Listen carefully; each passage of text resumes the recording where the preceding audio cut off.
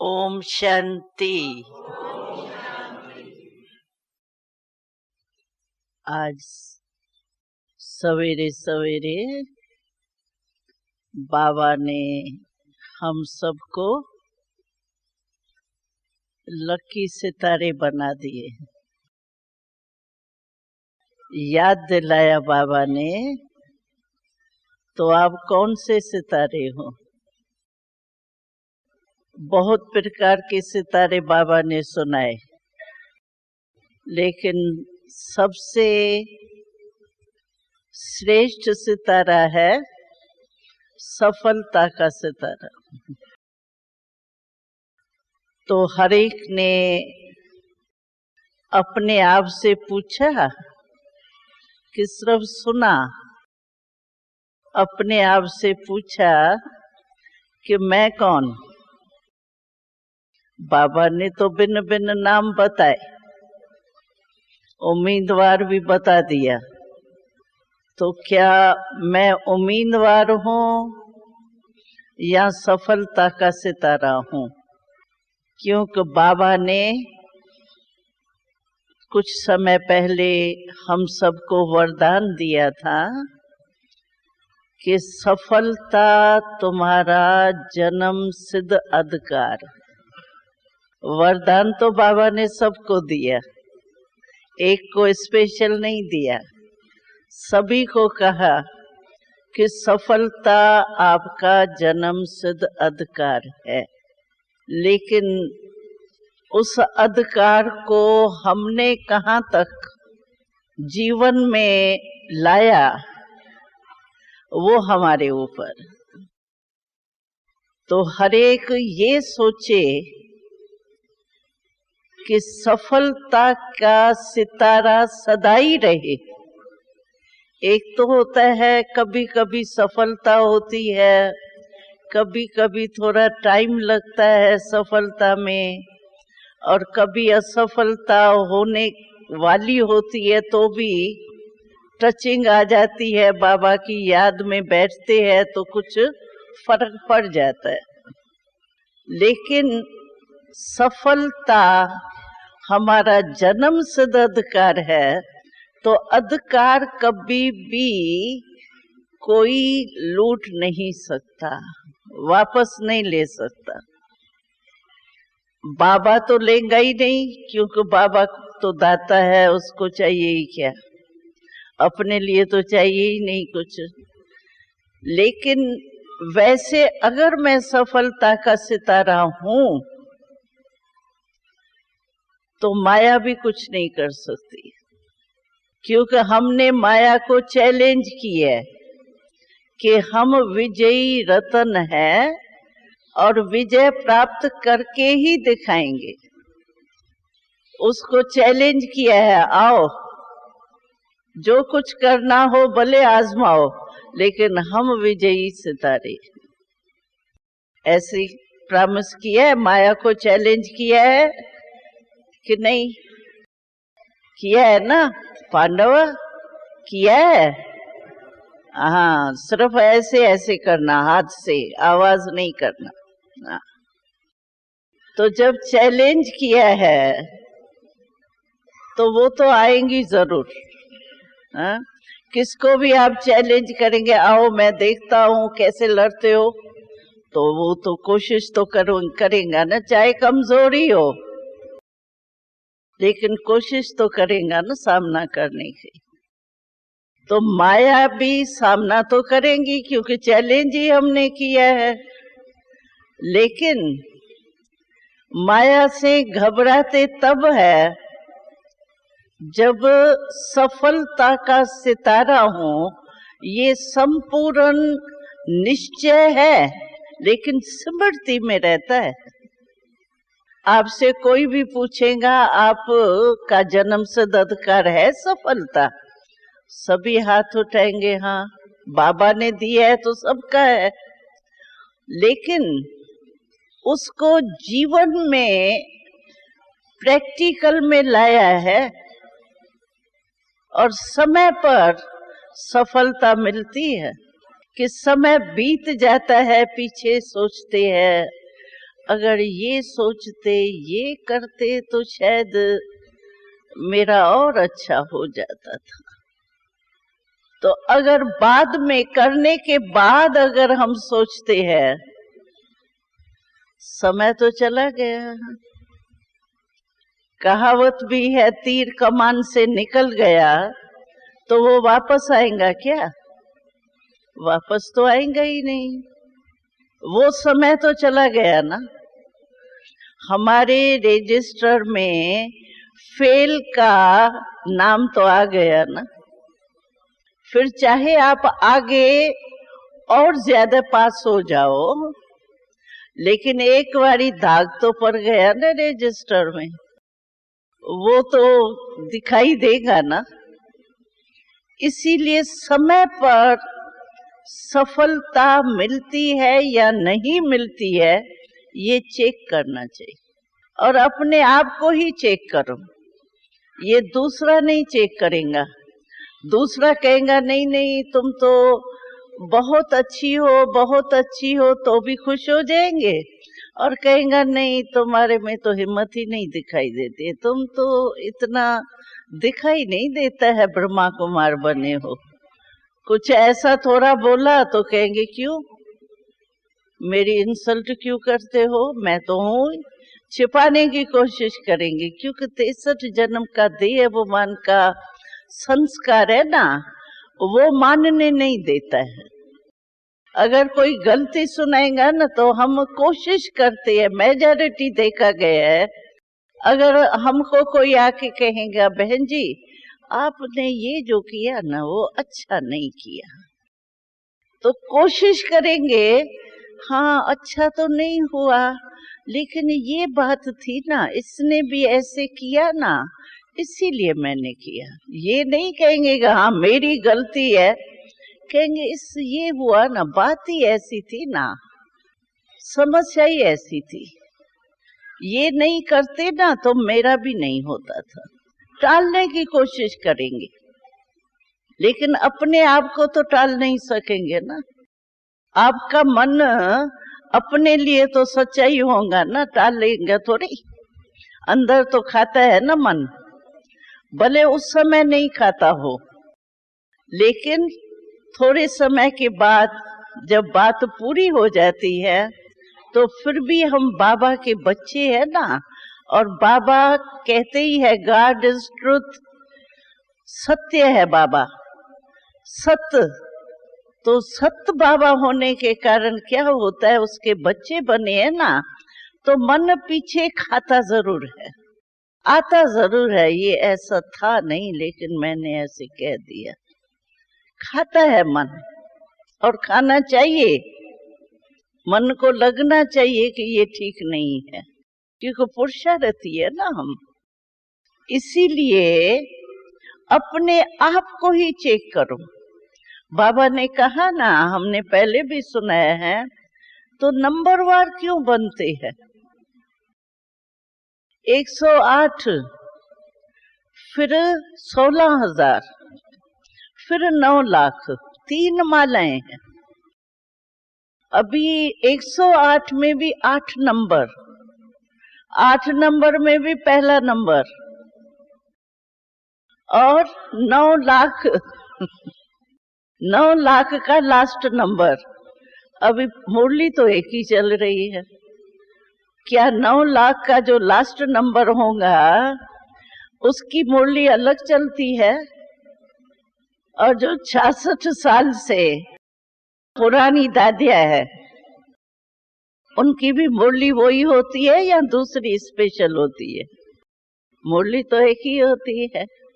यानी पढ़ाने वाला भी एक ही है, पढ़ाई भी एक ही है, और एक ही टाइम पर पढ़ाता है। फिर भी कहाँ कितना फर्क हो गया, 9 लाख और 108 का पहला नंबर, कितना फर्क हो गया। तो बाबा ने कहा नंबर क्यों बने, कारण क्या हुआ? तो मूल बात बाबा ने सुनाई कि ज्ञान सभी के बुद्धि में है। अगर आज किसी को भी कहो भाई फलाने टॉपिक पर आप भाषण करो, मैं समझती हूँ बहुत अच्छा भाषण हर एक कर सकता है, और हर एक के बुद्धि में पॉइंट्स बहुत होंगी। सबसे अच्छे दादियों से भी अच्छा भाषण कर सकती है, कई ऐसे भी होशियार है। लेकिन कारण क्या हुआ?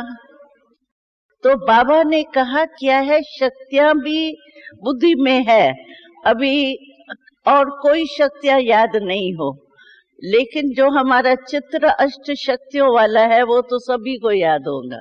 चलो दूसरी शक्तियां भूल भी जाए, 8 शक्तियां तो जरूर याद होंगी।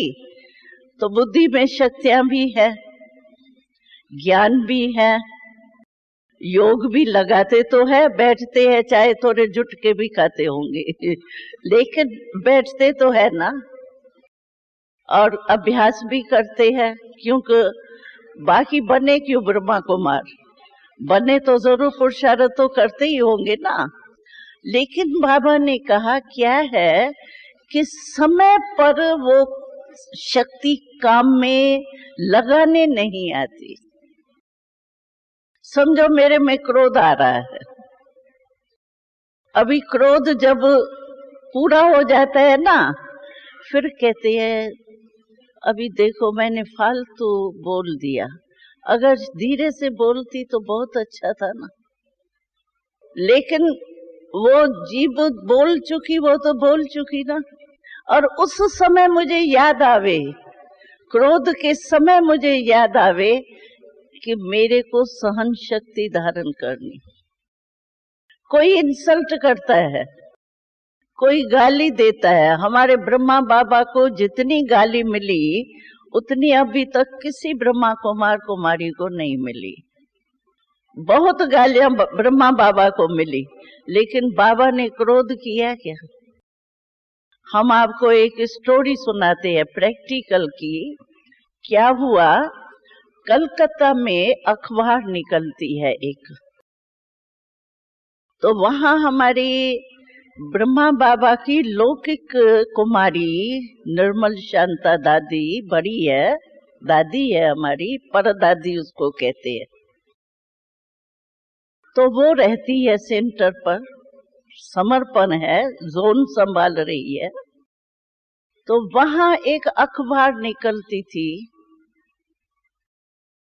उसमें बाबा की जीवन कहानी जो है ना, उन्होंने बहुत उल्टी लिख दी।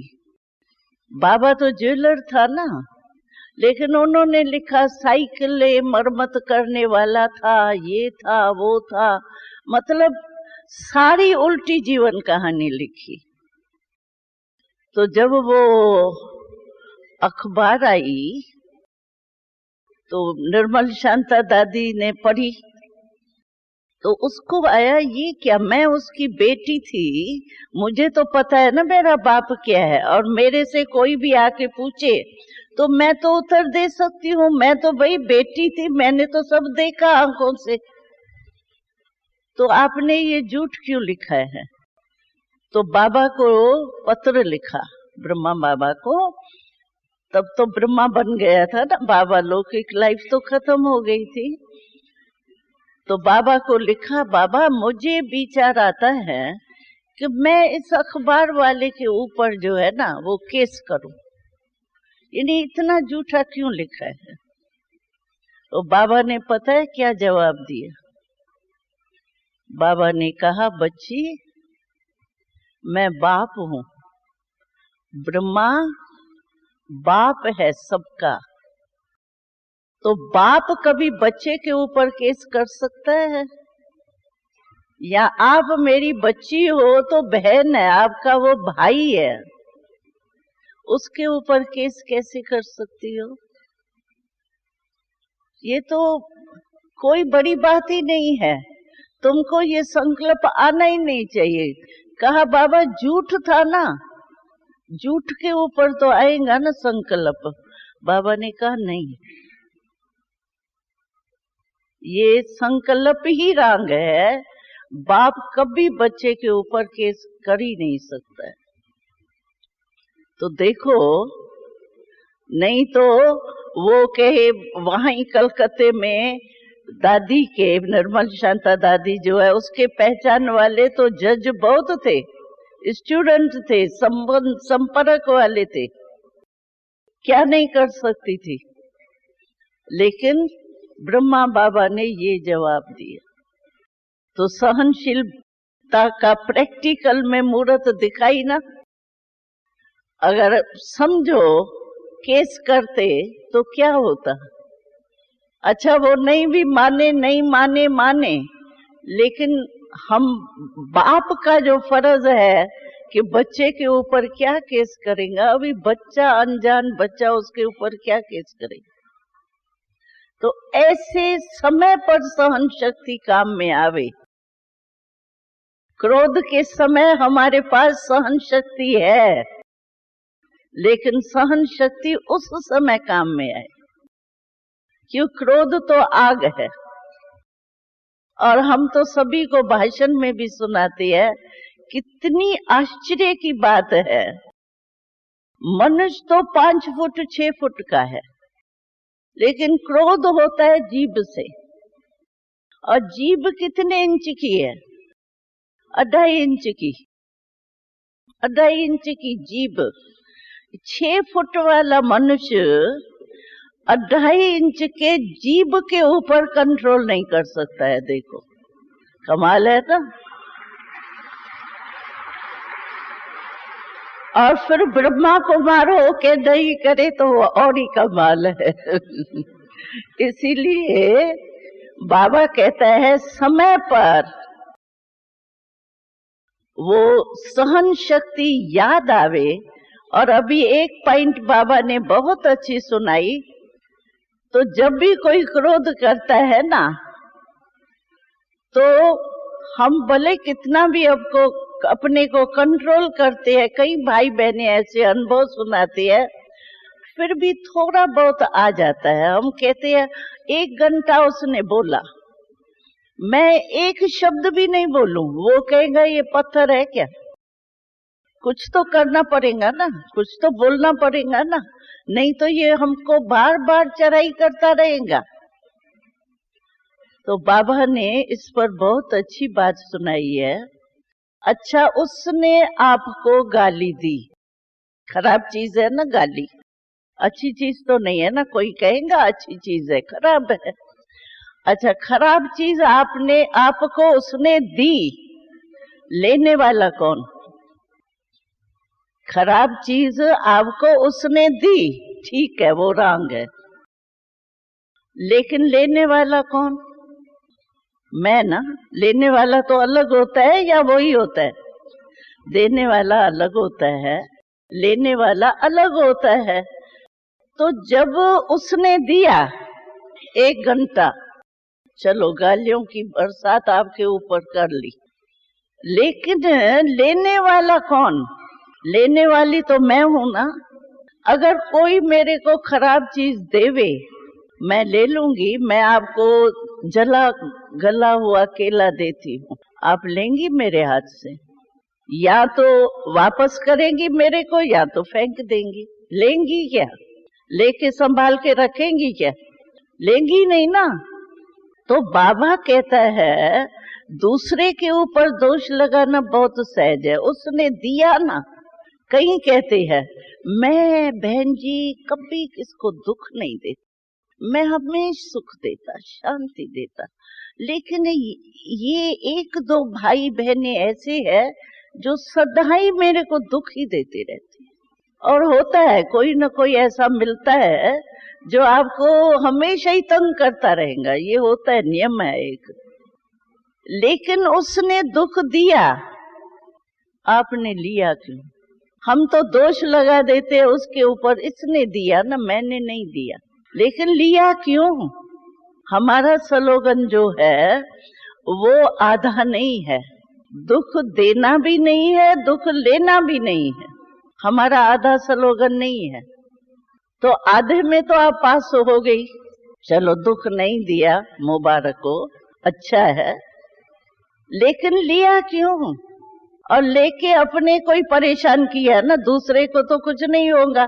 जो गाली देने वाला होगा वो तो आराम से गाली देके अपना दिल खाली कर दिया, वो तो खाएगा पिएगा आराम से पंखे पर सोएगा, और जिसने ले लिया वो बेचारा परेशान, वो सोचता रहेगा हाय ये क्या किया, क्यों दिया, कैसे किया, इसका मतलब क्या है, ये है कौन, बस कह कह कह कह की भाषा ही बोलता रहेगा। तो बाबा कहते हैं चाहे कोई भी कुछ करता है, लेकिन आप खुद निर्णय करो कि ये मेरे को दिल में समाने की चीज है या नहीं। आपका काम है ये। दूसरे का सोच के आप अपने को भी पुरुषार्थहीन कर देते हैं, ये तो इसका हिसाब किताब है ना, इसलिए ये किया। चलो हिसाब किताब है, लेकिन पुराने हिसाब को भी मुझे योग से, सहन शक्ति से चुकतू तो करना है ना। धर्मराजपुरी में जाना है क्या?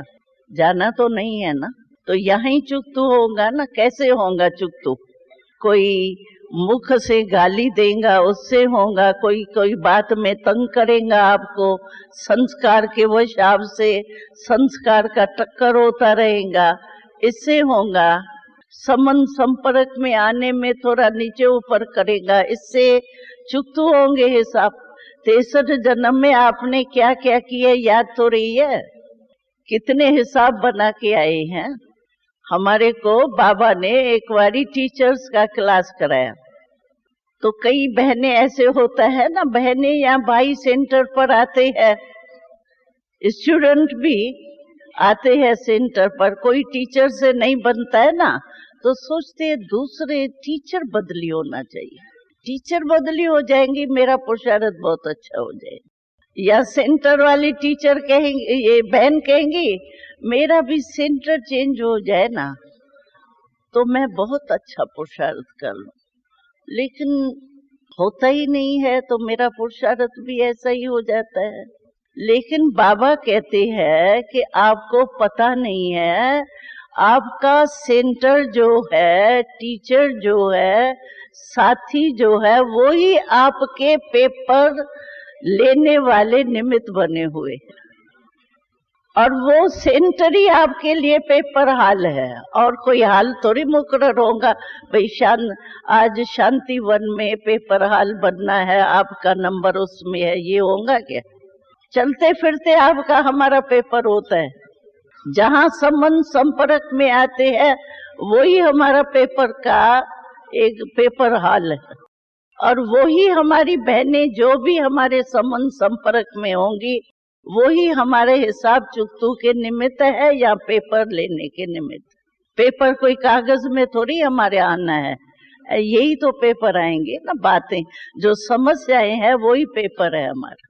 चाहे संबंध द्वारा आए, चाहे स्टूडेंट्स में आवे, चाहे टीचर द्वारा आए, चाहे साथियों द्वारा आए, चाहे प्रवृत्ति में रहने वाले एक दो के साथ आवे, लेकिन पेपर, बिना पेपर के 21 जन्म का राजभाग मिल जाएगा क्यों? खातरी करेगा क्या बाबा? खास 21 जन्म का राजभाग है, कोई एक जन्म का तो नहीं है। 21 जन्म का राजभाग बिना पेपर के आप पास हो जाएंगे क्यों? कुछ तो पेपर लेंगे ना, तो यही पेपर है और क्या है, और कोई पेपर थोड़ी हमारे यहाँ नहीं, यही पेपर है, और इसी में ही हमको पास होना है। और पास होने का साधन है हम समय पर अपनी शक्तियों को, ज्ञान की नॉलेज जो मिलती है पॉइंट्स, उसको उसके द्वारा, गुणों द्वारा, और एक दो के अनुभव जो सुनते हैं उस अनुभव द्वारा हम यही पास हो जाएंगे।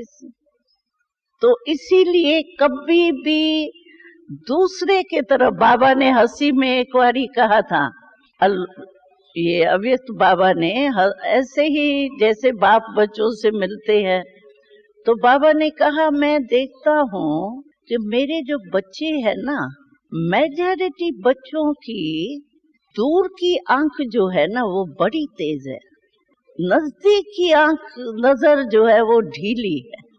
क्यों?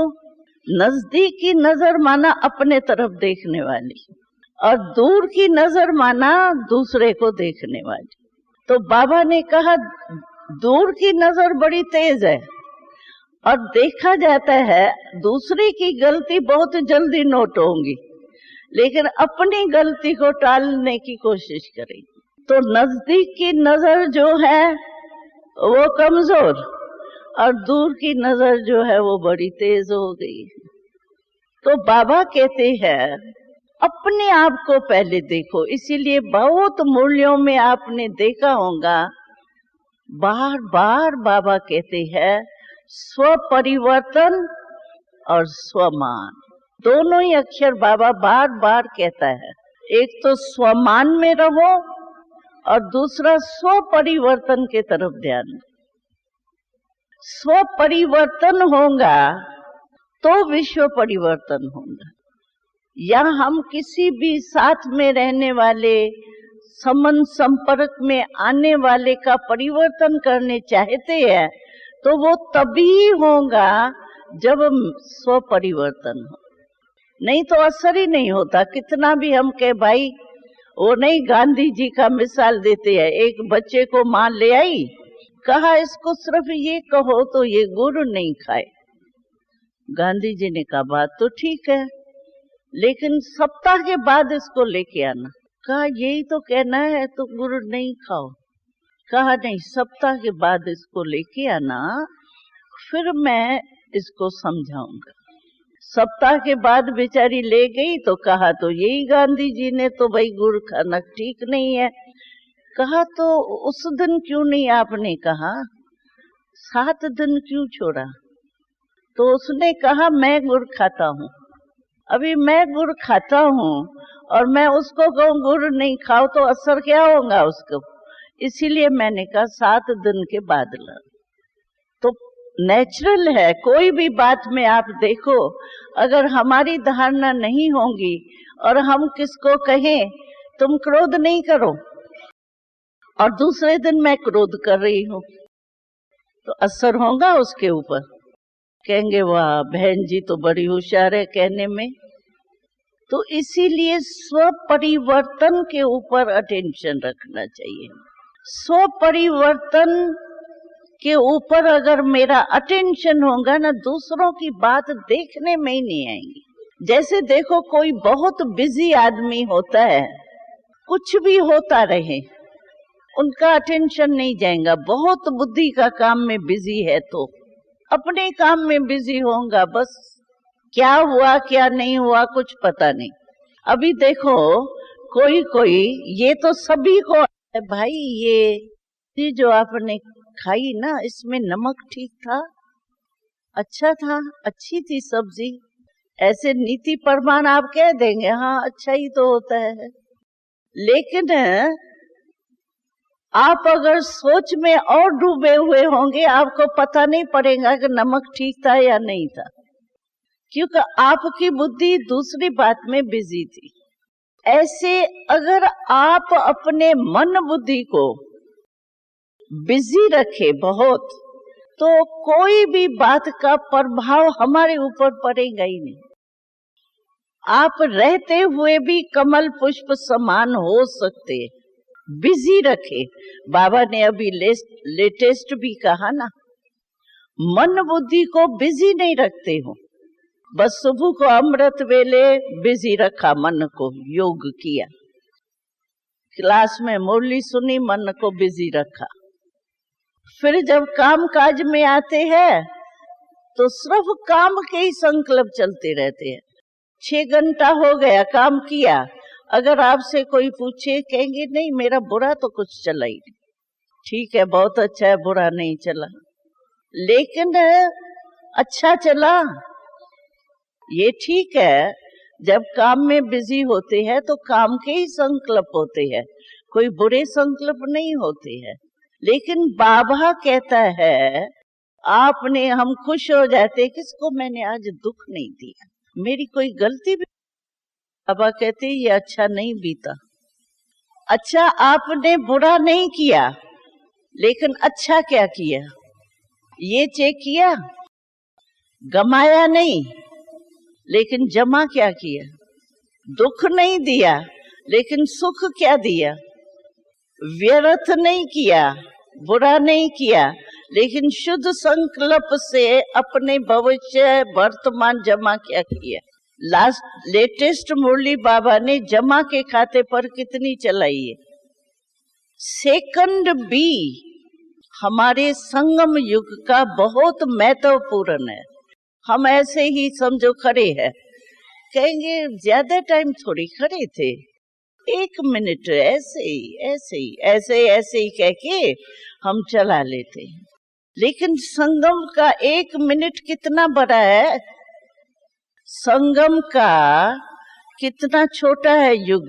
चलो 100 वर्ष बाबा तो नहीं बताएंगा, और बताना भी नहीं चाहिए। अगर बता देवे, बाबा ने तो इतने तक कहा था कि 5 मिनट के बाद समझो अर्थक्वेक होनी है यहाँ, और हाल में ही होनी है मानो, तो भी नहीं बताऊंगा कि अर्थक्वेक होनी है। क्यों कि आप सभी 5 मिनट तो अपने को बड़े योग में बिठाएंगे, फिर किसको नंबर दूंगा? फिर तो सभी पास में तानर हो जाएंगे, फिर कैसे मैं बताऊंगा? एवर रेडी रहो ना। इसलिए बाबा ने तो फाइनल कहा है, मैं नहीं बताऊंगा, मुझे बताना ही नहीं है। लेकिन हमको ये सोचना चाहिए, मैं कहती हूँ अपने रीति से, चलो 100 वर्ष समझ लो, 66 वर्ष तो पूरे हो गए, बाकी चलो 100 वर्ष का समझ लो, बाबा का नहीं है ये भाई। लेकिन मैं अपने रीति से कहती हूँ, समझ लो कि 100 वर्ष है, और हमको कमाई करनी है सतयुग की, और द्वापर कलयुग में भी हम पूज्य बनने वाले हैं। वो पूज्य पद का भी इस संगम पर ही सारी कमाई करनी है।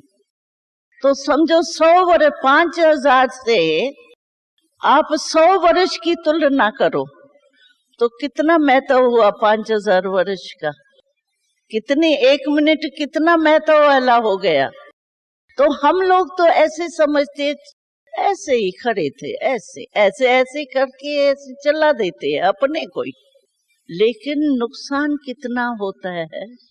अगर हम सचमुच जमा का खाता अपना चेक करें तो हमारा 1 मिनट हमारा जमा हो सकता है।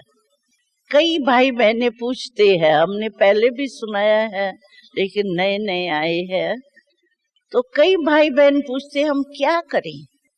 तो हम लोगों ने जो 14 वर्ष तपस्या की, उसमें हमने कौन सी विधि बनाई थी? 14 वर्ष ऐसे थोड़ी सारा दिन बैठे रहते थे तपस्या में। हम 350 रहते थे, उनका खाना भी बनना था, सब कुछ काम होना था। 350 थे, कामकाज भी तो हम लोग ही करते थे ना, नौकर थोड़ी थे। खाना तो हम लोगों को ही बनाना है ना, तो सभी काम करते थे। ऐसे थोड़ी 14 वर्ष सारा टाइम तपस्या में ही बैठे रहे, वो तो बीच बीच में प्रोग्राम मिलते थे। लेकिन हम लोगों ने ये पुरुषार्थ किया, अपना टाइम टेबल एक तो बनाते थे, मन और बुद्धि का टाइम टेबल बनाते। चलो मैं ये काम करूंगी, मुझे पता तो है दिनचर्या अपनी, ये करना है, ये करना है, ये करना है। अच्छा मैं ये काम करूंगी, इसमें अपने मन में कौन सा स्वमान रखूंगी, कौन सी शक्ति को सामने रखूंगी, किस गुण को सामने रखूंगी, ये अपना टाइम टेबल फिक्स कर देते थे। और उसी परमान समझो हर घंटे मुझे अपनी चेकिंग करनी है या 2 घंटे में करनी है, वो हर एक के काम के ऊपर है। हम आपको कहेंगे 1.5 घंटे के बाद करो, आप कहेंगे बहन जी 1.5 घंटे के बाद नहीं हो सकता है। अपने आप करेंगे तो बंधे हुए रहेंगे। इसीलिए हम लोगों ने ये नियम रखा था, हर घंटे में 2 मिनट 3 मिनट हम तो जरूर निकालेंगे, अपनी चेकिंग करेंगे और चेंज करेंगे। अगर व्यर्थ किया तो समृद्ध संकल्प करेंगे, अगर नेगेटिव किया तो पॉजिटिव करेंगे, चेंज भी करेंगे, चेक भी करेंगे। तो क्या है, हमारा लिंक जुटा रहता है। हर घंटे अगर आप करो, अभी देखो बाबा ने हम लोगों को ट्रैफिक कंट्रोल का प्रोग्राम दिया, पहले थोड़ी था, ये पीछे शुरू हुआ है। दिया तो अभी नेचुरल हो गए है ना, लक्ष्य रखा है तो हो गए है ना। बाकी अच्छा 12 बज गए, 12:15 बज गए तो कंट्रोल नहीं कर सकते है क्या? मन को ही तो करना है ना। चलो 12:15 बज गया, या हमारा 2 घंटा मिस भी हो गया, आप ज्यादा कर लो, इसमें क्या, जमा कर लो, 6 मिनट कर लो, उसमें थोड़ी ऐसी बात कोई होती है, अपनी तो कमाई है। ऐसे ही अगर हम लोगों ने ये अटेंशन रखा और 1-2 से रेस करते थे, इसने 1 घंटे में से 2 मिनट अच्छे निकाले, मैं कल 3 मिनट निकालूंगी, दूसरी कहती थी ना मैं 5 मिनट निकालूंगी, ऐसे रेस करते थे। तो हम आपको सुना रही थी बाबा की बातें। तो ऐसे अपना मन और बुद्धि का टाइम टेबल बाबा से अमृत वेले मिलने के बाद जरूर अपना बनाओ और नोट करो। जो टाइम टेबल आपने बनाया उस अनुसार मन और बुद्धि को बिजी रखा, और मन बुद्धि फ्री होता है ना तब भी माया आती। अगर फ्री नहीं होगा तो आएगा कौन? कोई ऑफिसर भी देखो, हमने देखा है कई बार ऑफिसर्स के पास जाते थे ना, तो उन्हों को अंदर काम करना होता है, कोई न कोई बीच में आता है तो बहुत मुश्किल हो जाता है ना सोचना, तो बाहर आउट का वो तख्ती लगा देते थे, तो जो भी आएगा आउट देख करके भाग जाएगा, भाई है ही नहीं। तो बाबा कहते हैं ऐसे आउट की आप थोड़ी तख्ती लगा देंगे, लेकिन आप अंतर्मुखी हो जाओ, अंदर चले जाओ बस अपने मनन चिंतन में, तो माया आएंगी भी, देखेंगे मन बुद्धि इनका तो इतना बिजी है, जो ये तो हमारे को कुछ नहीं देख सकती, मैं कुछ नहीं कर सकती, आप ही लौट के जाएंगी, आपको मेहनत करने की क्या जरूरत है? आए माया फिर भगाओ, क्यों आई, क्या हुई, ये इतना टाइम वेस्ट क्यों करो? टाइम जमा का है कितना थोड़ा सा समय, ऐसे ही युद्ध में ही चला जाएगा तो फिर अंत तक युद्ध ही चलती रहेगी, तो फिर चंद्रवंशी बनना पड़ेगा, सूर्यवंशी तो बन ही नहीं सकेंगे। इसीलिए अपना टाइम टेबल फिक्स करो और जहां तक चेक करो, क्योंकि पहले थोड़ा अटेंशन देना पड़ता है, फिर आपकी नेचुरल हो जाएंगी। अभी देखो देह वो मान कितना नेचुरल हो गया है, बैठते हैं बाबा के याद में, फिर देह भान के फालतू संकल्प आते रहते हैं, और कई कहते हैं बहन जी योग में ही फालतू संकल्प आते हैं, वैसे चलते फिरते नहीं आते, लेकिन जब योग में बैठते हैं ना उस समय बहुत फालतू संकल्प आते हैं। क्यों आते हैं? क्योंकि उस समय आप मन बुद्धि को फ्री करके बाबा से लगाने चाहते हो ना, तो माया बीच में कोशिश करती है मन बुद्धि इसका फ्री है अभी, तो मैं भी चांस लूं।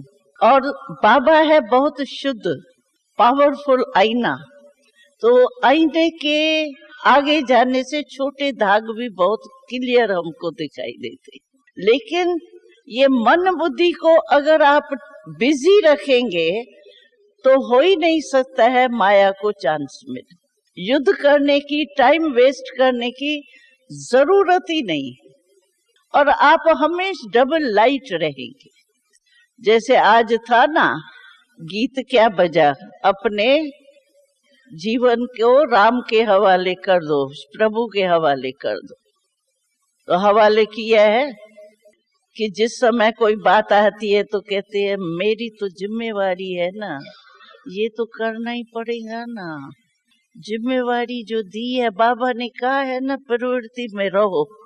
आधा तो बाबा की बात बहुत मतलब की ठीक याद कर ली, लेकिन बाबा ने साथ में कहा है प्रवृत्ति में रहो। कैसे रहो? ट्रस्टी होके रहो, ये नहीं कहा है गृहस्थी होके रहो। तो आधा पाठ तो पक्का किया। एक हंसी की बात सुनाती हूँ। एक बारी क्या हुआ, बाबा ने मुरली में एक बारी कहा मिलिट्री वालों के लिए तो भाई मिलिट्री वाले वहां रहते हैं, उनको मेस में खाना पड़ता है, बॉर्डर पर होते हैं, तो ब्रेड खा सकते हैं, ऐसे बाबा ने कहा था। तो एक भाई आया, कहता है बहन जी आज तो बाबा ने ब्रेड खाने की छुट्टी दे दी। हमने कहा हमने तो मुरली पढ़ी है, हमको तो छुट्टी मिली नहीं, आपको स्पेशल मुरली में छुट्टी कैसे मिली? कहता है बहन जी मैं आपको मुरली ला के दिखाऊंगा, बाबा ने कहा है कि टाइम पर ब्रेड खा सकते हो। मैंने कहा ले आना मुरली, हमने इतनी मुरली की पॉइंट मिस कर ली, ये कैसे हुआ? मुरली ले आया, पढ़ा तो था मिलिट्री वालों को छुट्टी है, आप मिलिट्री वाले हो क्या? तो भाई आपने क्यों ये कहा ब्रेड की छुट्टी मिली? तो मतलब की बात तो बहुत जल्दी हम कैच कर लेते हैं, लेकिन जो थोड़ी मेहनत की चीज होती है ना वो भूल जाते हैं। तो आधा स्लोगन याद करते हैं, प्रवृत्ति में रहना है, जिम्मेवारी निभानी है, लेकिन ट्रस्टी होके निभा रही है। मेरा तो नहीं आता, तेरा के बजाय मेरा तो नहीं आ जाता, मेरा में ही मोह होता है, मेरे में ही सब कुछ होता है। तो जो मन बुद्धि को बिजी रखने की बातें है ना, वो है ज्ञान का मनन, अपने योग की पावरफुल स्टेज, इसको हम बढ़ाएंगे, फिर हमारा माया को युद्ध करने की भी जरूरत नहीं पड़ेगी। और सदैव डबल लाइट हल्के बाबा बैठा है। हमने तो देखा है जितना बाबा के ऊपर हम जिम्मेवारी रखते हैं ना, उतना हमारी जिम्मेवारी बाबा संभालता है।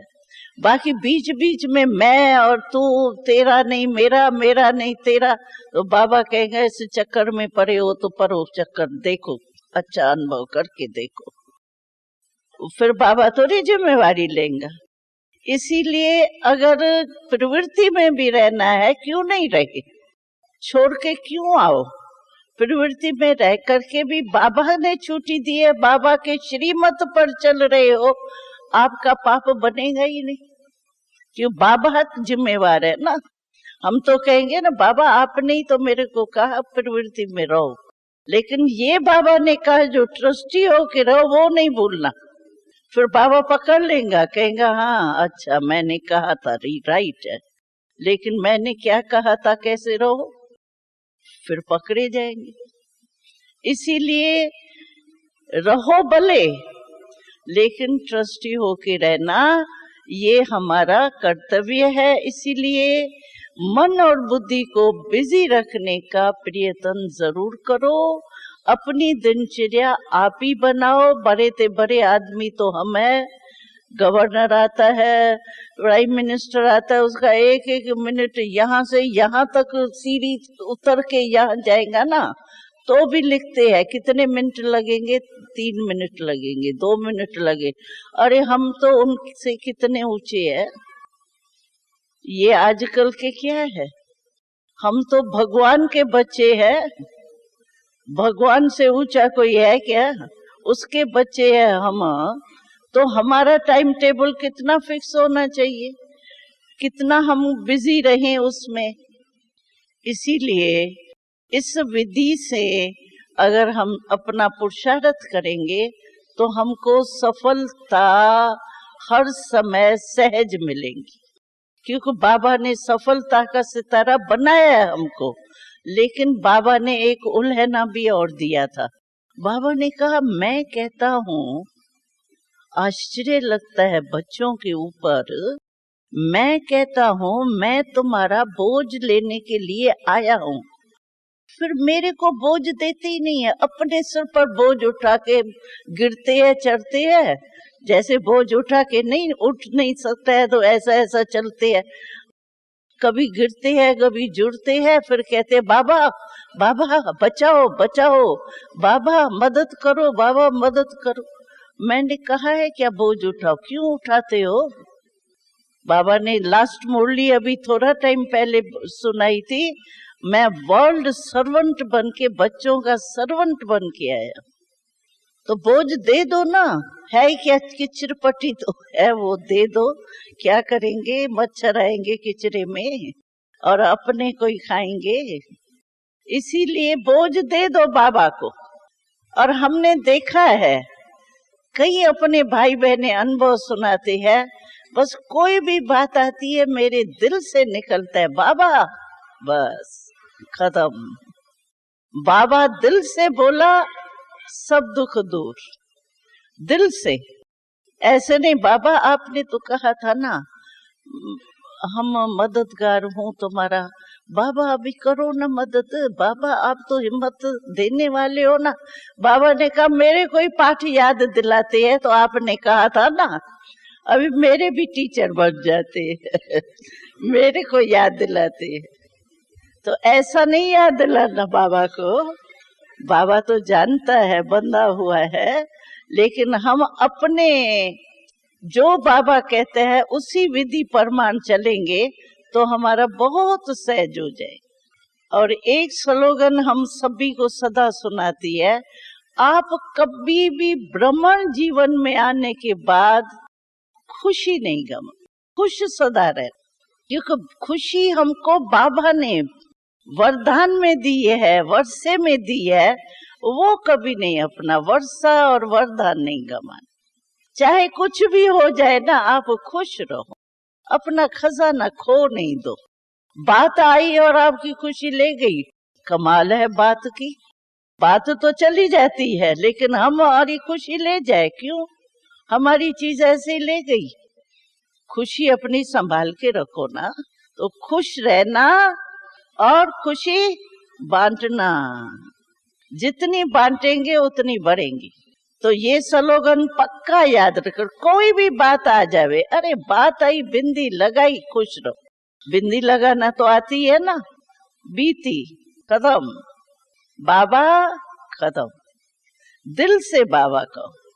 और समय पर याद आवे, ऐसे नहीं बात आ गई खुशी ले गई फिर हम सोचे बाबा आप याद ही नहीं आए ना, अभी आ जाओ ना।